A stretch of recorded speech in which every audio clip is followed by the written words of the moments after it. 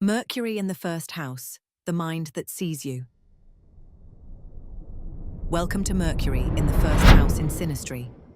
In this overlay, we explore what happens when one person's Mercury, their mind, their way of communicating, their curiosity, their particular manner of making sense of the world, falls into another person's first house, the house of self, identity, physical presence, and the way one steps into the world each day. A brief word on overlays before we begin. When we place one person's chart onto another's, we are not forecasting a fixed story. We are mapping a landscape, the intellectual and communicative texture of the space two people share, the way they tend to stimulate or quiet one another's thinking.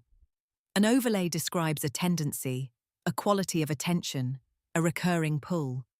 What two people do with that pull is always, ultimately, a matter of awareness and choice. Astrology offers a language for dynamics that are often felt but rarely named. Now, Mercury in the first house. This is one of the most intellectually charged overlays in synastry. When someone's Mercury lands in your first house, you know it quickly. The Mercury person notices you, not in a superficial way, not the way a crowd notices an entrance, but in the particular, attentive way of a mind that has found something genuinely interesting to engage with. They observe your gestures, your turns of phrase, the way your thoughts arrive before you have finished forming them. They are, in the best sense of the word, paying attention. The Mercury person is drawn to the house person's identity and physical presence as an intellectual stimulus. Something about how the house person moves through the world catches the Mercury person's mind and holds it.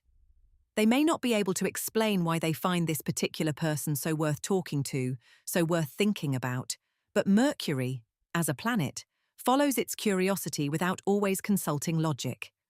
The house person's way of simply existing becomes a source of genuine mental engagement for the Mercury person. From the house person's side, the experience has a distinctive quality. They feel articulate in the Mercury person's company, more able to express who they actually are, less lost in the fumbling imprecision that can accompany the attempt to be understood. The Mercury person seems to receive them clearly. There is little of that frustrating gap between what one means and what the other hears. Communication feels unusually direct and unusually accurate. This is one of the great underrated gifts of Mercury in the first. The house person feels legible, not simplified, not reduced, but read and read well. In many relationships, we spend considerable energy trying to be understood. Here, that effort is substantially reduced, and what remains is the pleasure of actual exchange. There is also a meaningful effect on the house person's self-expression. In the Mercury person's presence, the house person may find that they articulate themselves with more clarity and confidence than usual.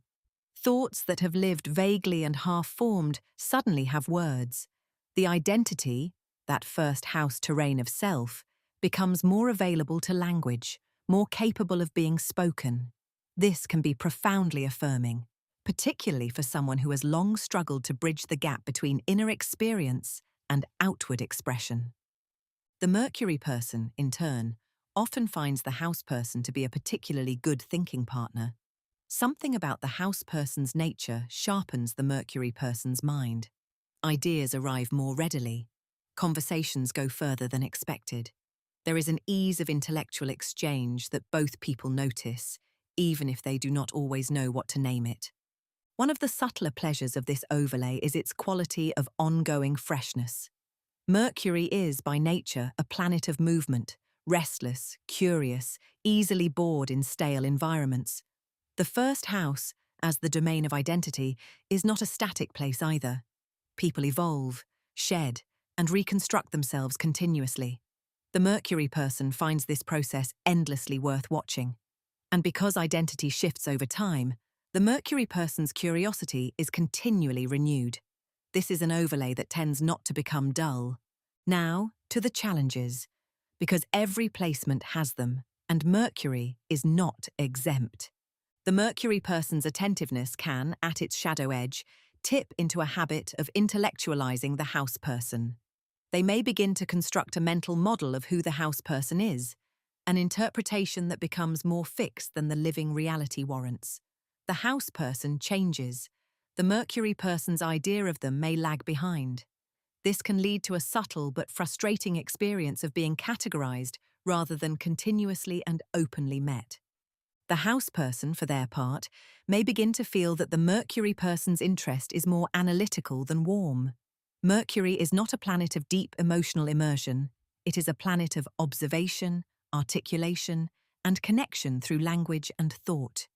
If the house person craves a more emotionally embodied form of recognition, they may find the Mercury person's engagement, however genuine, to feel slightly at arm's length. Understood, yes, but understood perhaps more than felt. The corrective is the same. Keep the conversation genuinely mutual. Mercury in the first works best when the intellectual engagement flows in both directions, when the Mercury person's curiosity remains open rather than conclusive, and when the house person feels free to revise, contradict, and surprise the Mercury person's understanding of them. When navigated with that quality of continued openness, Mercury in the first house is one of the most stimulating and communicatively rewarding overlays in synastry.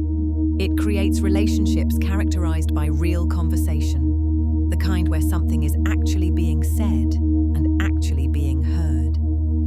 Two people who help each other think more clearly, express more honestly, and remain curious about who the other is becoming.